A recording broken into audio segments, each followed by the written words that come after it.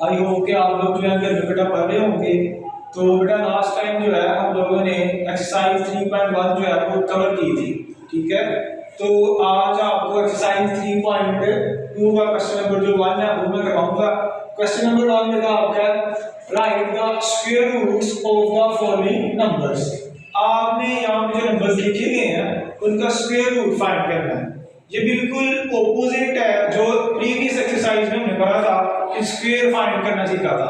Square find करना कैसे सीखा था हमने बेटा कि जिस तरह यहाँ पे 3 का स्क्वायर फाइंड करना है तो हम क्या करते थे, 3 का यहाँ पे पावर 2 ले लेते थे और 3 को 3 से मल्टीप्लाई करवा देते थे। 3 3 का 9, तो ये 3 का स्क्वायर आ गया आपके पास 9। लेकिन अब यहाँ पे आपका जो काम वो उल्टा है, आपने स्क्वायर रूट फाइंड करना है। यानी कि स्क्वायर रूट क्या होता है, आपने बताना है कि अगर फॉर एग्जांपल मैं यहाँ पे लिखता हूँ 9, आपने बताना है कि 9 का स्क्वायर रूट क्या है।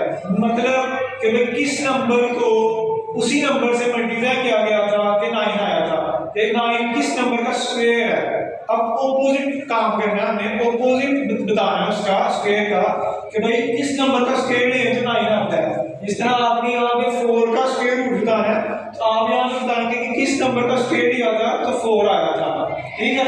अब इसको करने का जो है हमारे पास एक परफेक्ट मेथड है। अपना काम करते हैं, अपना जो फर्स्ट क्वेश्चन है, फर्स्ट पार्ट है इसका, वो आपके पास है 4। आपने 4 का बताना है स्क्वायर रूट, कि 4 का स्क्वायर रूट क्या है। आप यहाँ पे लिखेंगे 4 और उसके ऊपर बेटा आपने यहाँ पे ये सिंबल लिखना है।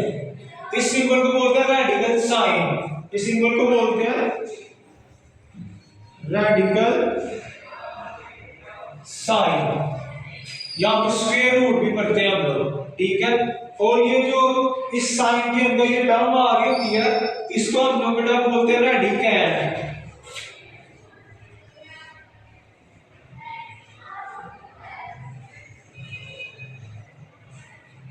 सिंबल को बोलते हैं बेटा इस तरह के सिंबल को रेडिकल साइन, और ये जो टर्म इस साइन के अंदर आ रही होती है इसको हम बोलते हैं रेडिकैंड। ये आपने याद रखना है, ठीक है।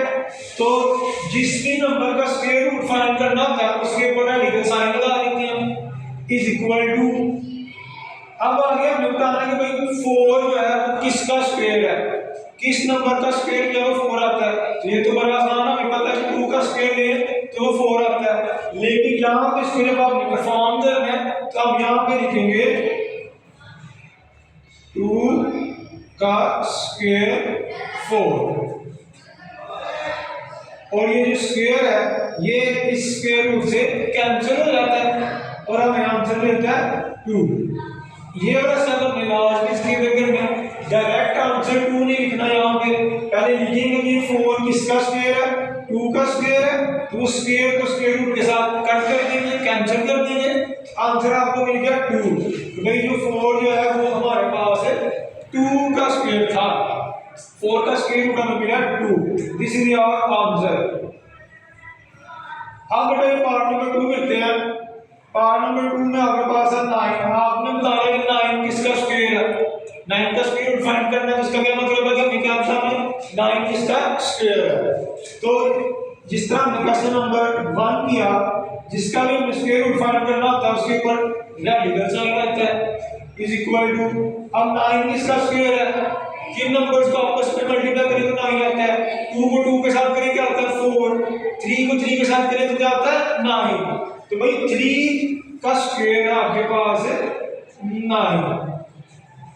यहाँ पे 3 का स्क्वायर लिख दिया, रेडिकल साइन कैसे क्या ऐसे, और ये स्क्वायर साइन के साथ कट हो जाएगा तो आपको आंसर मिल गया 3।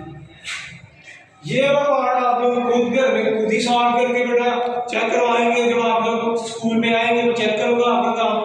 नेक्स्ट पार्ट नंबर 4 है आपका, ये करते हैं। पार्ट नंबर 4 बेटा 25 का स्क्वायर लिख दिया। अब उसने आपका आधा काम पहले कर दिया।